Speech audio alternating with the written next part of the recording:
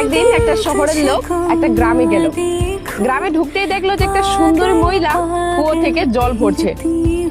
সে সেই মহিলাটার কাছে গেল, গিয়ে তাকে খুব সুন্দরভাবে জিজ্ঞাসা করলো, আচ্ছা আপনি কি আমাকে নারীদের চরিত্র হিসেবে কিছু বলবেন? আসলে নারীদের চরিত্রটা কেমন হয়? তো মহিলাটা বলছে, আচ্ছা তোমার এটা জানার ইচ্ছা, ঠিক আছে। এটা বলার সাথে সাথেই সে মহিলাটা অনেক জোরে জোরে চিৎকার করতে লাগলো যে বাঁচাও বাঁচাও, আমাকে বাঁচাও।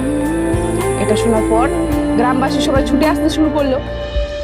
এখন সেই লোকটা বলছে যে আরে আমি তোমাকে কি বললাম, আমি তো তোমাকে কিছু জিজ্ঞাসা করিনি, তুমি এরকম কেন বলছো?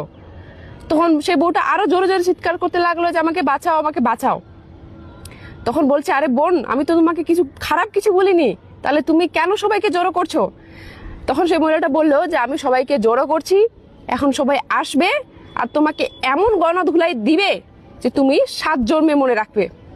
এটা বলার সাথে সাথেই সে মহিলাটা এক বালতি জল নিজের শরীরের উপরে ঢেলে দিল।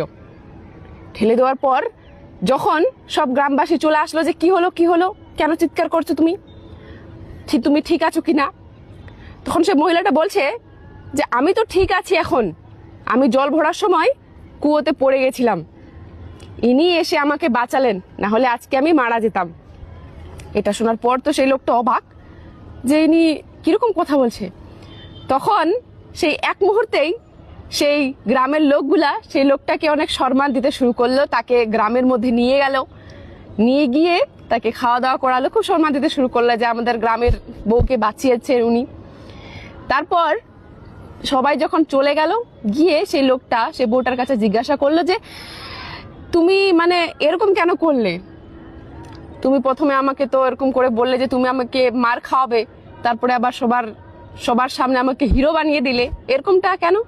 বলছে এটাই নারীর আসল চরিত্র। তুমি যদি নারীকে ভালো রাখো, তাকে ভালোবাসো, সে তোমাকে আরো ডবল দিতে শুরু করবে, তোমাকে আরো বেশি ভালোবাসতে শুরু করবে, তোমাকে আরো বেশি সম্মান করতে শুরু করবে।